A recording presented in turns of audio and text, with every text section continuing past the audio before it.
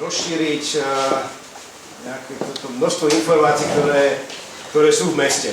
Ako zvyšiť nejak znalosti verejnosti tých, ktoré to majú záujem, s tým, že samozrejme nejaké príklady a realitu budeme vyťahovať samozrejme zo šale. Nechceme to nejakým spôsobom brať ako nejakú politickú debatu alebo niečo podobné. To v žiadnom prípade príjmu mesta a najprv taká teoretickejšia časť. Dobrý deň, ďakujem za slovo. Ako bolo spomenuté, táto prvá časť bude trošku teoretická, trošku zavrhneme do legislatívy, ale nemusíte sa báť, vôbec nebude žiadna právna analýza, takže nebude to obsiahle, skôr naozaj len ilustratívne. Ak si pozrieme prvú schému, tak tá je trošku zúžená, hovorí len o bežných príjmoch mesta, samosprávy, medzi ktoré zaraďujeme daňové príjmy.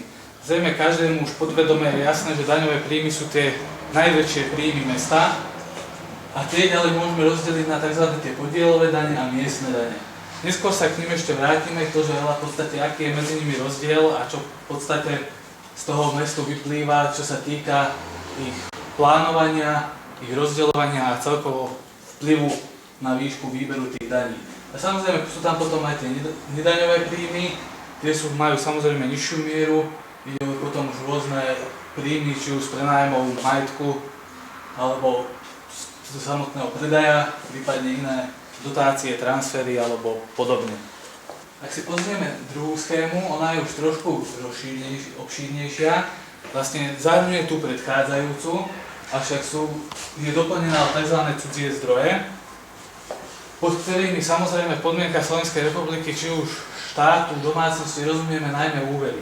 Ako som povedal, daňové príjmy sú tie najobsiahlejšie, najväčšie mimo mesta, preto sa pozrieme najmä na ne. Teda tie dane na Slovensku môžeme rozdeliť na tzv. Tie priame, čiže to sú tie, ktoré platíme priamo my prostredníctvom daňových priznaní, či už ide o daň z príjmov fyzických alebo právnických osôb, alebo sú to potom práve tie miestne dane, ktoré sa dotýkajú aj samosprávy. A potom teda tie miestne dane, začneme nimi. Tak existuje tu zákon číslo 582 z roku 2004, ktorý práve túto problematiku rozoberá. Zákon v paragrafe 2 teda taxatívne vymenováva, ktoré tie dane štát, mesto a samospráva môže vyrúbiť, respektíve si určiť. Ak sme hovorili o tom, že tento zákon o tých miestnych daniach dáva samospráve istý priestor, a to prostredníctvom všeobecne záväzných nariadení, tak takýmto spôsobom aj u nás v meste máme všeobecne záväzné nariadenie, každý rok aktualizované a v tomto našom všeobecne záväznom nariadení teda môžeme vidieť, o ktoré vlastne dane v našom meste ide. Druhou zložkou daní, ktoré mesto získava, sú podielové dane.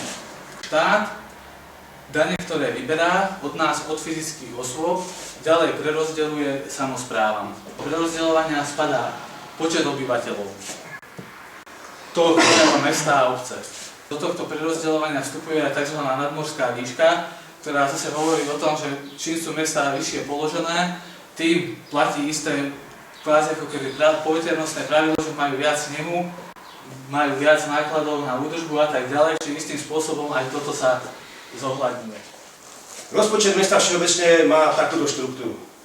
Čiže to je základný pohľad na rozpočet, na jeho suma. Má to tri časti: bežný rozpočet, kapitálový rozpočet a finančné operácie. Bežný rozpočet hovorí v podstate, máte tam napísané o základných službách, ktoré mesto poskytuje. Tam je skrytých tých našich 15 programov, ktoré máme v šali. Tam sú aj vymenované, je tam nejaké plánovanie, propagácia, komunikácie, doprava, šport a tak ďalej, a tak ďalej. Čiže 15 rôznych programov. Toto je bežný rozpočet. Príjmy bežného rozpočtu pochádzajú z toho, čo tu bolo spomínané, z rôznych daní. Čiže daň fyzických osôb, čiže to sú peniaze, ktoré idú od štátu, naše miestne dane, ktoré si sami určujeme, plus potom rôzne poplatky, nejaké granty občas, sponzorstvo a tak ďalej, nejaké dotácie decentralizačné od štátu a podobne. Čiže to je bežný rozpočet. Druhá časť rozpočtu je kapitálový, ten sa týka pri príjmoch predaj.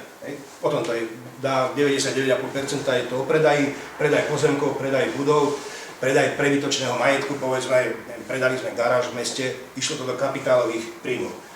No a kapitálové výdavky tie sa týkajú väčšinou takých tých väčších vecí, ako je nejaká výstavba alebo nejaká zmena. Bežný rozpočet, čiže bežné príjmy a bežné výdavky, tento rozpočet nesmie byť záporný. Ani nesmie byť záporný schválený, ani nesmie realita skončiť za záporným číslom. Čiže tento musí byť minimálne vyrovnaný, či minimálne nulový. To je jedna dôležitá informácia. A druhá, ale aby ste mali teda nejaký prehľad, že s akými peniazmi toto mesto teda pracuje. V bežnom rozpočte sa pohybujeme niekde okolo od 11 do 11,5 milióna eur. Toto je rozdelenie podľa toho, odkiaľ tie peniaze prichádzajú. Tu je vidno, toto je rok 2012. Tu vidíte, že sme absolútne závislí na štáte. Jedným z tých najzásadnejších príjmov bežného rozpočtu sú dane podielové, čiže to sú dane fyzických osôb, ktoré dostávame. Tu vidíte realitu, tak ako sme to dostávali za posledných nejakých 7 či 10 rokov to tam je. Čo z tohto vidno?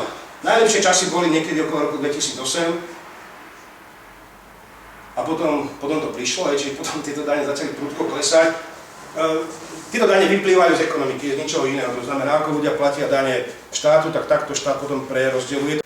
Ale na ilustráciu iná daň, daň z nehnuteľnosti, ako ovplyvňuje rozpočet mesta. Zobral som troch susedov, teda dvoch susedov vrátane nás. Toto je minulý rok a máte tam nakreslené, koľko dané mesto vybralo na daň z nehnuteľnosti. Čiže tam vidíte, že my sme niekde na úrovni 800 000, Močenov má 600, Galanta má 1 200 000. Ak by ste to prerátali na počet obyvateľov, na kilometre miestnych ciest, alebo na metre štvorcové zelenie, alebo na počet stromov, alebo na čokoľvek, tak je to zjavný nepomer. Ja to tu mám prerátané na koho? Na obyvateľa. Čiže daň z nehnuteľnosti na obyvateľa v Šali nejakých 34, príjem pre mesto, v Močenku 134, čiže to je asi 4 alebo koľkokrát viac, Galanta je 2,5 krát viac. Čím je to dané, tento nepomer? No, je to daň z nehnuteľnosti. To znamená, že vyplýva to z tých fabrik, ktoré oni majú. V Galante je Samsung, ktorý celý platí daň z nehnuteľnosti do Galanty. My tu máme Duslo, ktoré je ale v Močenku. Takmer, no nie celé, kúsok Dusla je náš, kúsok Dusla je trnovecký, ale všetko ostatné je v Močenku. Takže keď sa na to takto pozriete, tak v širokom regióne sme najchudobnejšia obec.